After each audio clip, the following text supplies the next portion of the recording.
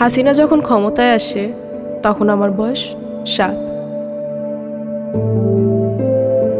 তোমরাও হয়তো কেউ আর অথবা কেউ নয়। আমাদের ওই সময়ের ছবিগুলোর দিকে তাকালে বিস্মিত হতে হয়। এই ছবিগুলো দেখলে কি বোঝা যায় এরাই একদিন পৃথিবীর নিকৃষ্টতম ফ্যাসিস্টদের একজনকে বিদায় করবে? অবিশ্বাস্য, বাট উই ডিড ইট।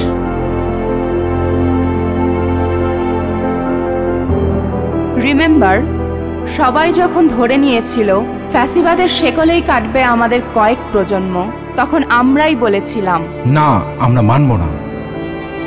যখন অনেকে মেনেই নিয়েছিল গোলামিই আমাদের নিয়তি, তখন আমরা বলেছিলাম আজাদি আজাদি আজাদি।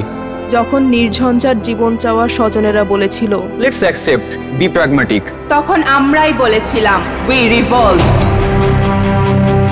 যখন অনেকেই বলল উপায় কি, তখন আমরা উপায় হয়ে দাঁড়িয়ে গেলাম পর্বত সম। বললাম বুকের ভেতর অনেক ঝড়, বুক পেতেছি গুলি কর।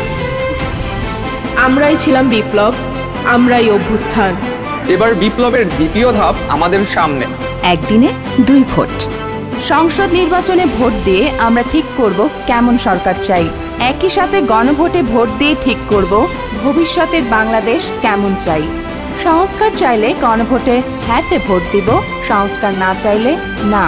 যে পরিবর্তনের জন্য এত এত প্রাণ হলো বলিদান, সেই পরিবর্তনের চাবি এখন আমাদের হাতে। গণভোট 2026, সংস্কারের চাবি আমাদের হাতে।